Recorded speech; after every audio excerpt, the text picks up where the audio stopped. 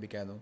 भक्ति सबकी शुरुआत में सबकी बढ़िया चलती है, क्योंकि जब इंसान भक्ति में घुसता है तो कठिनाइयाँ मिलती हैं, सबको मिलती हैं। ऐसा नहीं है कि किसी का नाम हो गया वो ढोंगी है तो उसका नाम कैसे हो गया, उसने भी कुछ करा होगा तभी तो नाम पहुंचा इतना, नहीं तो कैसे पहुंच गया। नहीं तो हर कोई नहीं आज के टाइम में उठ जाएगा, कोई भी क्रिमिनल बन जाएगा बाबा, है ना। उसने भी कुछ करा होगा जब इतना नाम पहुंचा है। पर एक समय जब आता है कि जब एक समय पे इंसान थोड़ा ऊंचा पहुंच जाता है, तो जब भगवान उसको डगमगाता है ना, भक्ति में देखो परीक्षा होती है। जब स्टार्टिंग में हुई तब भी परीक्षा हुई, जब आपको शौहरत दे दिया, ऐश्वर्य दे दिया, फिर तब भी परीक्षा हुई। परीक्षा क्या हुई कि अब आप भगवान को भूल गए, अब आप खुद को भगवान समझने लग गए ना, क्योंकि आपने ये तो भूल गए कि आपको आशीर्वाद पीछे से ही मिला था, तब आप आगे कुछ कर रहे थे। आप अब सोचने लगे हो कर मैं ही सब कुछ रहा हूँ, भगवान शायद मैं हूँ, वो कुछ नहीं है, भगवान मैं हूँ। तो जब इंसान के अंदर मैं आ जाती है ना, फिर वो सिंहासन हिलता है।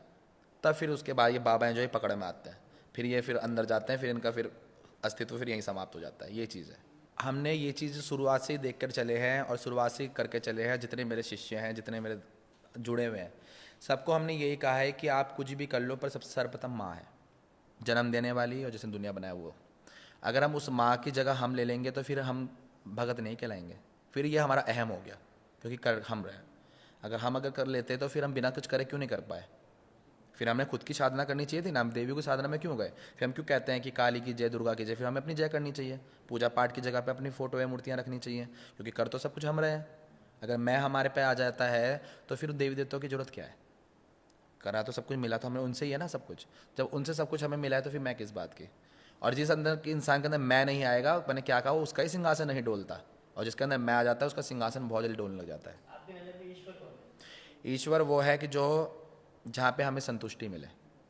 इंसान संतुष्ट है आज के समय पे नहीं है। इंसान आज के समय पे ये लगा लो कि उसके पास सब कुछ भी होगा, परंतु उसके पास शांति नहीं है, उसके पास संतुष्टि नहीं है, उसके पास एक बैठने के लिए एक समय नहीं है। एक ईश्वर वो है कि जहाँ पर हम बैठकर अपने आंखों में अगर हमारे आंसू आ गए ना, तो समझ लो वो सब कुछ हमारा है। क्यों है? क्योंकि उसको हम सब कुछ समझ रहे हैं कि तू ये समझने वाला, क्योंकि तू हमारे लिए निस्वार्थ बैठा है। आज के समय पे अगर आप किसी के पास जाओगे तो उसके पास समय नहीं है आपके पास आपके देने के लिए। आप किसी मंदिर में जाओगे और आप माँ को देखते रहोगे तो माँ थोड़ी ना बोलेगी ये बेटा तुझे 1 घंटा हो गया मुझे देखते हुए, तू जा यहाँ से। आप उसे 10 घंटे देखो, पूरा दिन रात देखो, वो आपको नहीं बोलेगी। क्यों? क्योंकि वो निस्वार्थ है, वो आपकी माँ है। और आप किसी को आज समय दोगे तो थोड़ी देर में बोले अरे भाई मेरा टाइम है, मैं जा रहा हूँ, मेरे पे टाइम नहीं है। आप किसी को दुखड़े रहोगे तो आपके मजाक मुड़ करके अरे ऐसे ऐसे कर रहा है और बस करके निकल जाएगा।